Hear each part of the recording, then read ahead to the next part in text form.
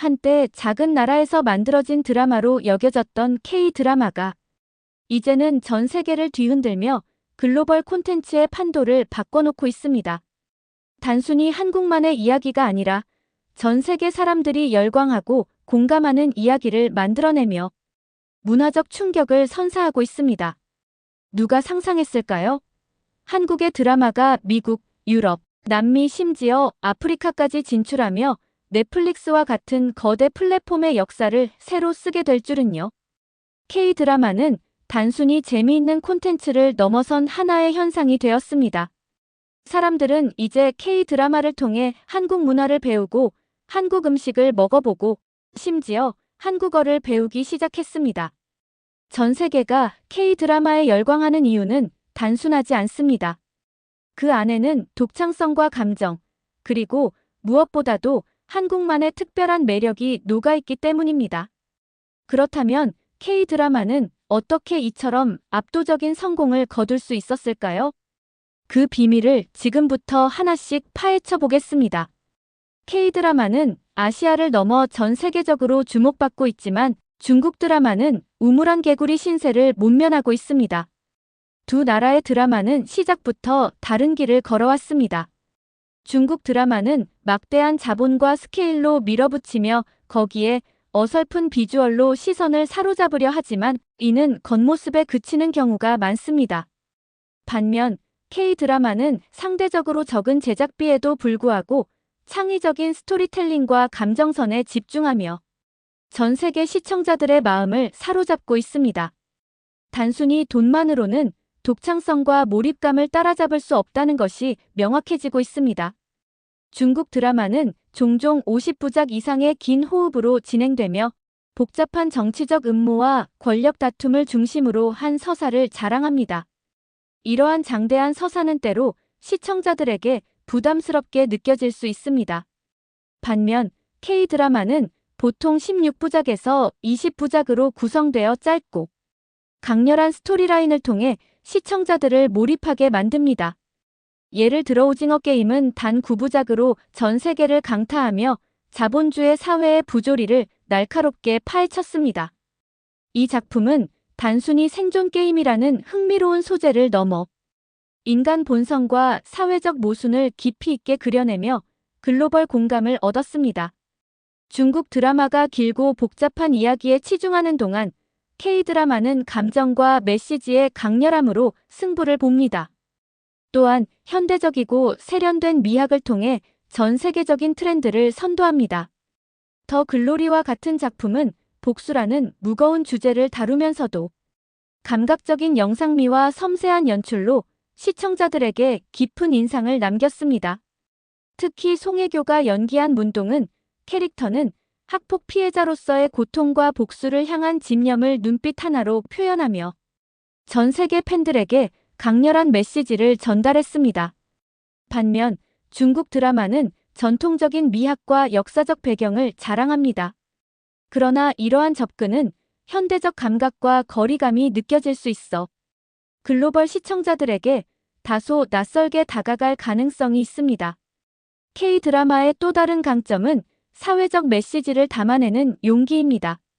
DP와 같은 작품은 군대 내 부조리를 사실적으로 묘사하며 한국 사회의 민감한 문제를 정면으로 다뤘습니다. 이처럼 현실적인 접근법은 중국에서는 쉽게 볼 수 없는 방식입니다. 중국 정부의 강력한 검열 시스템은 정치적, 사회적으로 민감한 주제를 다루는 것을 제한하며 이는 콘텐츠의 다양성과 깊이를 제한하는 요인으로 작용합니다. 실제로 중국 네티즌들조차 DP 같은 작품을 두고 우리는 절대로 찍을 수 없는 드라마라는 평가를 내놓으며 K-드라마의 용기와 독창성을 인정했습니다. 또 하나 흥미로운 점은 캐릭터 중심의 이야기를 통해 시청자들에게 깊은 공감을 선사한다는 점입니다. 예를 들어 응답하라 1988에서는 단순히 한 가족이나 주인공의 이야기가 아니라 동네 사람들 모두의 이야기를 풀어내며 시청자들에게 마치 자신의 추억 속으로 들어간 듯한 감정을 선사했습니다. 이런 캐릭터 중심의 이야기는 시청자들이 더 깊이 공감하고 몰입할 수 있도록 만들어줍니다. 반면 중국 드라마는 종종 권력 다툼이나 정치적 음모에 초점을 맞추며 캐릭터보다는 서사 자체에 중점을 두는 경향이 강합니다. 마지막으로 예측 불가능한 전개와 감정적인 몰입감으로 시청자들을 사로잡습니다. 스카이캐슬은 교육열이라는 현실적인 주제를 다루면서도 매 에피소드마다 반전을 선사하며 시청자들의 긴장감을 유지했습니다. 이런 예측 불가능한 전개는 단순히 재미를 넘어 시청자들에게 강렬한 몰입감을 제공합니다. 반면 중국 드라마는 종종 결말이 뻔하거나 예측 가능한 경우가 많아 긴장감이 떨어질 수 있습니다. 결국 K-드라마와 중국 드라마의 가장 큰 차이는 돈만으로 해결되지 않는 창의성과 감정선에 있습니다. 중국 드라마는 막대한 제작비와 화려한 비주얼로 웅장함을 자랑하지만 인간적인 이야기와 감정적인 몰입감을 전달하는 데에는 한계가 있습니다. 반면 K-드라마는 상대적으로 적은 제작비에도 불구하고 창의적이고 섬세한 스토리텔링과 연출로 전 세계 팬들의 마음을 사로잡고 있습니다. 이처럼 K-드라마는 단순히 글로벌 시장에서 성공한 콘텐츠에 그치지 않고 독창적인 스토리텔링과 장르의 다양성으로 전 세계 시청자들을 사로잡고 있습니다. 단순히 뻔한 이야기를 반복하는 것이 아니라 매 작품마다 새로운 시도를 통해 시청자들에게 신선함을 선사합니다. 이는 중국 드라마와의 또 다른 차별점으로 장르의 경계를 허물고 창의적인 접근 방식을 통해 끊임없이 진화하고 있습니다. 예를 들어 킹덤은 조선시대를 배경으로 한 사극과 좀비라는 현대적 요소를 결합해 전 세계적으로 큰 화제를 모았습니다. 단순히 좀비 액션에 그치지 않고 권력 다툼과 인간의 욕망이라는 깊은 주제를 다루며 시청자들에게 더 큰 몰입감을 선사했습니다. 특히 조선시대의 역사적 배경과 좀비라는 현대적 소재가 완벽히 어우러지며 새로운 장르를 개척했다는 평가를 받았습니다. 반면 중국 드라마는 역사극의 강점을 가지고 있지만 지나치게 전통적인 서사와 반복되는 권력 다툼 중심의 이야기로 인해 글로벌 시청자들에게는 다소 진부하게 느껴질 수 있습니다. 또 다른 예로 이상한 변호사 우영우를 들 수 있습니다. 이 작품은 자폐 스펙트럼을 가진 변호사가 법정에서 활약하는 이야기를 다루며 전 세계적으로 큰 사랑을 받았습니다. 단순히 법정 드라마로 끝나는 것이 아니라 사회적 다양성과 포용성을 강조하며 많은 사람들에게 감동을 주었습니다. 특히 우영우라는 캐릭터가 가진 독특함과 따뜻함은 해외 시청자들에게도 깊은 인상을 남겼습니다. 반면 중국 드라마는 사회적 메시지를 담아내는 데 있어 제한적인 환경 속에서 제작되기 때문에 이런 현실적인 접근법을 보기 어렵습니다. K-드라마는 특정 장르에 국한되지 않고 다양한 장르를 넘나들며 시청자들의 폭넓은 취향을 만족시킵니다. 슬기로운 의사생활은 병원을 배경으로 한 의학 드라마이지만 긴박한 수술 장면보다도 의사들의 일상과 인간관계에 초점을 맞췄습니다. 이 드라마는 힐링과 공감을 선사하며 많은 시청자들에게 따뜻한 위로를 건넸습니다. 반면 더 글로리는 복수극이라는 장르를 통해 인간의 어두운 면과 정의에 대한 갈망을 강렬하게 그려냈습니다. 이렇게 서로 다른 장르와 감정을 담아내는 것이 매력입니다. 또 하나 흥미로운 점은 캐릭터 중심으로 이야기를 풀어간다는 점입니다. 주인공뿐만 아니라 조연 캐릭터들까지도 입체적으로 그려내며 각각의 서사를 만들어갑니다. 예를 들어 응답하라 1988에서는 단순히 한 가족이나 주인공의 이야기가 아니라 동네 사람들 모두의 이야기를 풀어내며 시청자들에게 마치 자신의 추억 속으로 들어간 듯한 감정을 선사했습니다. 이런 캐릭터 중심의 이야기는 시청자들이 더 깊이 공감하고 몰입할 수 있도록 만들어줍니다. 반면 중국 드라마는 종종 캐릭터보다는 서사 자체에 중점을 두는 경향이 강해 개별 캐릭터가 가진 매력을 충분히 살리지 못하는 경우가 많습니다. 마지막으로 K-드라마는 예측 불가능한 전개와 감정적인 몰입감으로 시청자들을 사로잡습니다. 예상치 못한 반전과 긴장감 넘치는 전개는 큰 강점 중 하나입니다. 스카이캐슬은 교육열이라는 현실적인 주제를 다루면서도 매 에피소드마다 반전을 선사하며 시청자들의 긴장감을 유지했습니다. 이런 예측 불가능한 전개는 단순히 재미를 넘어 시청자들에게 강렬한 몰입감을 제공합니다. 반면 중국 드라마는 종종 결말이 뻔하거나 예측 가능한 경우가 많아 긴장감이 떨어질 수 있습니다. 결국 독창성과 장르적 다양성은 단순히 재미있는 콘텐츠를 넘어선 하나의 문화적 현상으로 자리 잡게 만들었습니다. 이는 단순히 자본이나 기술만으로 해결할 수 없는 창작자의 창의성과 도전 정신에서 비롯된 결과입니다. K-드라마의 글로벌 성공을 이야기할 때 넷플릭스 역사상 가장 큰 흥행작인 오징어 게임을 빼놓을 수 없습니다. 2021년 공개된 시즌 1은 넷플릭스가 서비스되는 모든 국가에서 1위를 휩쓸며 대한민국의 위상을 전 세계에 알렸습니다. 그리고 2024년 더욱 강력해진 시즌 2가 공개되자마자 93개국에서 1위를 차지하며 또 한 번의 센세이션을 일으켰습니다. 오징어 게임은 단순히 재미있는 드라마를 넘어 K 콘텐츠의 저력을 전 세계에 과시한 기념비적인 작품입니다. 이처럼 독창적인 스토리텔링과 장르의 다양성 외에도 K 드라마의 성공에는 뛰어난 제작 퀄리티와 배우들의 열연이 큰 몫을 담당했습니다. 넷플릭스와 같은 글로벌 플랫폼의 투자를 통해 K-드라마는 이제 영화 못지않은 높은 수준의 제작 환경을 갖추게 되었습니다. 세트, 의상, 촬영, 특수효과 등 모든 면에서 퀄리티가 높아지면서 시청자들은 더욱 몰입감 있는 경험을 할 수 있게 되었습니다. 대표적인 예로 넷플릭스 오리지널 시리즈 킹덤을 들 수 있습니다. 조선시대를 배경으로 한 킹덤은 웅장한 스케일과 섬세한 연출로 시청자들을 압도했습니다. 특히 수백 명의 엑스트라가 동원된 대규모 전투 장면과 리얼한 좀비 분장은 넷플릭스의 막대한 지원이 있었기에 가능했습니다.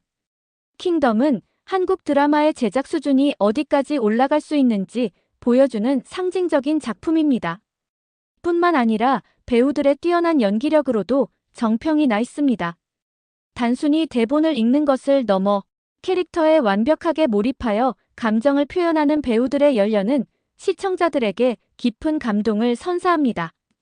더 글로리에서 송혜교는 복수를 위해 모든 것을 바친 문동은 역을 완벽하게 소화하며 그녀의 깊이 있는 연기력은 드라마의 몰입도를 높이는 데 크게 기여했습니다. 또한 오징어 게임에서 이정재는 평범한 소시민에서 생존을 위해 목숨을 걸고 게임에 참여하는 기훈 역을 맡아 인간의 나약함과 강인함을 동시에 보여주는 섬세한 연기를 선보였습니다.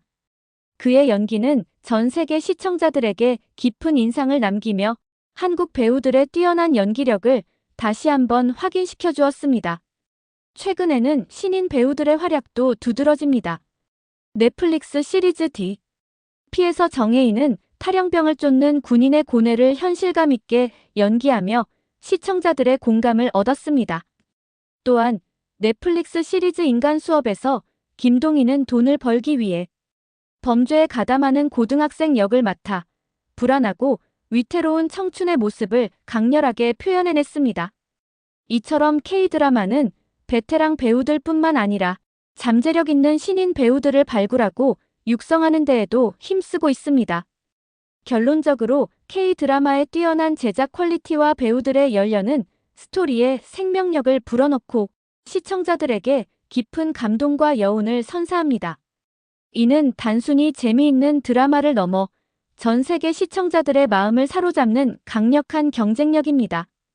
K-드라마가 전 세계적으로 폭발적인 성공을 거둘 수 있었던 또 다른 중요한 이유는 글로벌 플랫폼과 한류 팬덤의 강력한 힘 덕분입니다.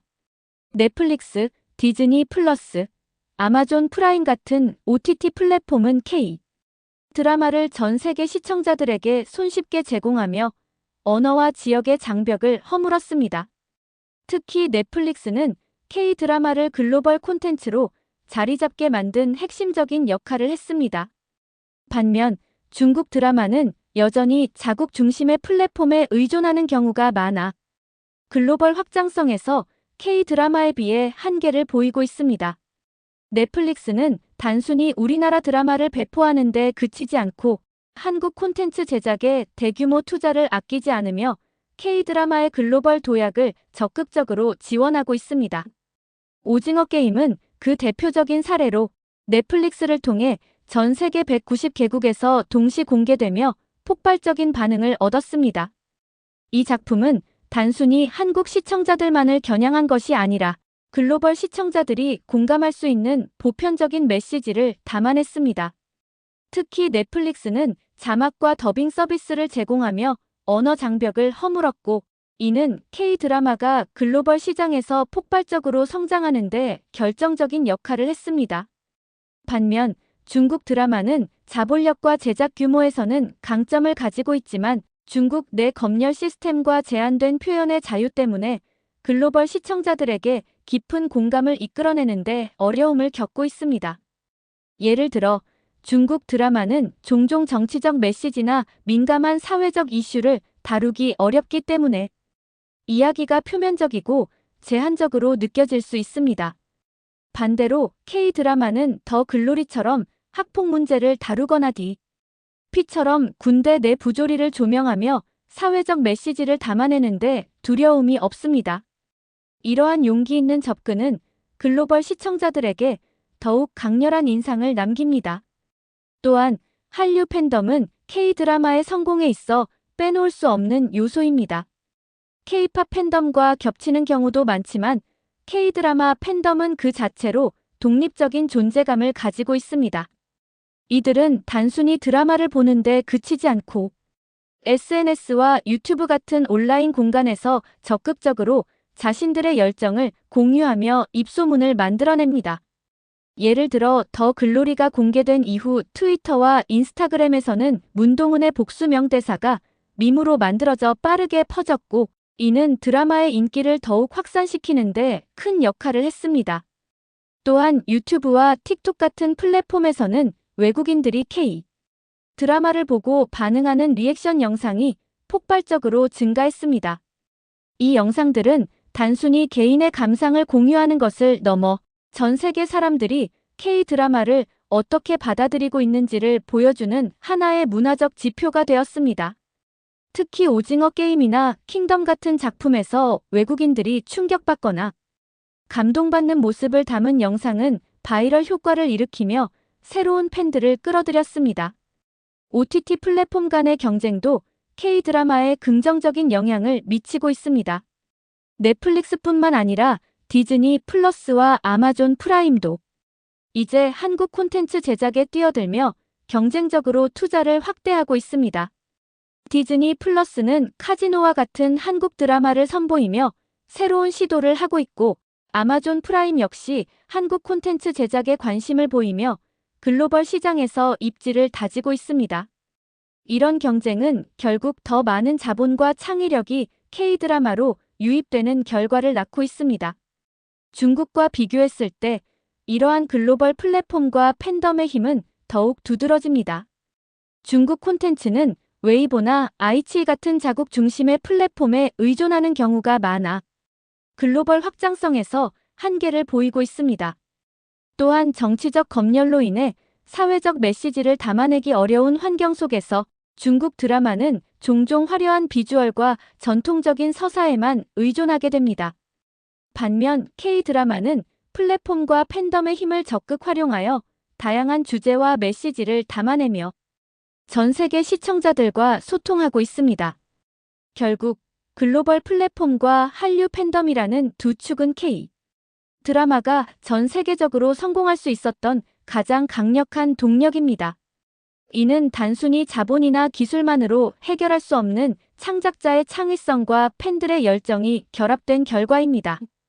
K-드라마는 단순히 전 세계적으로 사랑받는 콘텐츠를 넘어 이제는 한국 문화를 알리는 가장 강력한 도구로 자리 잡았습니다. 드라마 한 편이 만들어내는 파급력은 상상 이상입니다. K-드라마는 한국의 음식, 패션, 언어, 그리고 생활 방식까지 전 세계 사람들에게 소개하며 한국 문화를 체험하고 싶게 만드는 강력한 문화적 매개체가 되고 있습니다. 반면 중국 드라마는 자본과 스케일을 자랑하지만 그 문화적 파급력은 K-드라마에 비해 미미한 수준에 머물러 있습니다.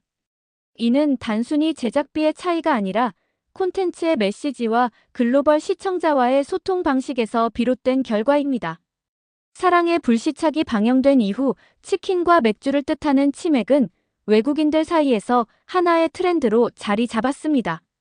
실제로 해외에서는 치맥 먹방이라는 키워드가 유행하며 K-드라마 속 장면을 따라하는 영상들이 쏟아졌습니다.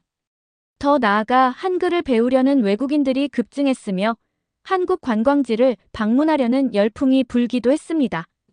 특히 사랑의 불시착에서 등장했던 북한과 남한에 대비되는 문화적 요소들은 외국인들에게 신선한 충격으로 다가왔고 그 결과 한국이라는 나라에 대한 관심을 폭발적으로 증가시켰습니다. 또 다른 예로 킹덤은 조선시대라는 역사적 배경과 좀비라는 현대적 요소를 결합해 새로운 장르를 개척했습니다. 이 작품은 단순히 재미있는 이야기를 넘어서 한국 전통 의상인 한복과 궁궐, 건축 양식을 전 세계 시청자들에게 알렸습니다. 반면 중국 드라마 역시 웅장한 역사극과 화려한 의상으로 주목받고 있지만 지나치게 길고 반복적인 서사로 인해 글로벌 시청자들에게는 다소 진부하게 느껴질 수 있습니다. 또한 중국 드라마는 정치적 검열로 인해 사회적 메시지를 담아내기 어렵기 때문에 깊이 있는 이야기를 전달하는 데 한계를 보이고 있습니다. K-드라마는 사회적 메시지를 담아내며 글로벌 담론을 형성하는 데도 성공했습니다. 더 글로리와 같은 작품은 단순히 복수극에 그치지 않고 학폭이라는 사회적 문제를 전 세계적으로 알리는 데 기여했습니다. 이 드라마는 단순히 한국 내에서만 공감대를 형성한 것이 아니라 해외에서도 학교 폭력은 어디에서나 존재한다는 보편적인 메시지를 전달하며 학폭 문제에 대한 글로벌 담론을 형성했습니다. 반면 중국 드라마는 검열과 정치적 제한으로 인해 이런 민감한 주제를 다루기 어려운 환경에 놓여 있습니다. 또한 K-드라마는 관광 산업에도 막대한 영향을 미쳤습니다. 도깨비 촬영지였던 강릉과 인천 송도는 외국인 관광객들 사이에서 필수 방문지로 떠올랐고 사랑의 불시착에서 등장했던 스위스 촬영지는 팬들의 성지순례 코스로 자리 잡았습니다. 이는 단순히 콘텐츠 소비를 넘어 실제 경제적 효과로 이어지는 사례입니다. 음식 문화 역시 빼놓을 수 없습니다. 윤식당이나 한식 관련 장면들이 등장하는 K-드라마들은 김치, 비빔밥, 불고기 같은 한국 음식을 전 세계적으로 알리는 데 기여했습니다. 특히 외국인들은 드라마 속 등장인물들이 맛있게 먹는 장면을 보고 직접 따라하며 한국 음식을 경험하려 합니다. 이는 단순히 음식 소비에 그치지 않고 한국 문화 전반에 대한 관심으로 이어지고 있습니다. 마지막으로 K-드라마는 글로벌 팬덤을 통해 한국어와 한글을 배우려는 열풍까지 일으켰습니다. K-팝 스타들과 함께 드라마 대사나 OST가 외국인들에게 사랑받으면서 한글 공부를 시작하는 사람들이 급증했습니다. 특히 오징어 게임이나 더 글로리 같은 작품에서 등장하는 강렬한 대사들은 그대로 밈이 되어 SNS에서 빠르게 확산되었고 이는 곧 한국어 배우기라는 새로운 트렌드를 만들어냈습니다. 단순히 한 나라의 콘텐츠를 넘어 전 세계 사람들의 삶에 스며들며 새로운 문화적 흐름을 만들어냈습니다. 독창적인 스토리텔링, 뛰어난 제작 퀄리티, 배우들의 열연, 그리고 글로벌 플랫폼과 팬덤의 힘이 어우러져 K-드라마는 단순한 오락거리를 넘어선 하나의 문화적 아이콘으로 자리 잡았습니다. 중국 드라마와 비교했을 때 자본과 스케일에 의존하지 않고도 감정적으로 깊이 있는 이야기와 보편적인 메시지를 통해 시청자들과 소통합니다. 이는 단순히 콘텐츠의 성공을 넘어 한국이라는 나라 자체에 대한 긍정적 이미지를 심어주고 전 세계 사람들이 한국 문화를 경험하고 싶게 만드는 강력한 동력이 되고 있습니다. 앞으로도 K-드라마는 장르와 경계를 허물며 새로운 시도를 이어갈 것이며 그 영향력은 더욱 확대될 것입니다. 오징어 게임처럼 전 세계를 놀라게 한 작품들이 계속 탄생할 것이고, K-드라마는 글로벌 콘텐츠 시장에서 독보적인 위치를 유지할 것입니다. 이제 K-드라마는 단순한 트렌드가 아니라 지속 가능한 문화적 혁명이 되었습니다. 앞으로 펼쳐질 K-드라마의 역사를 다 같이 기대해 보겠습니다.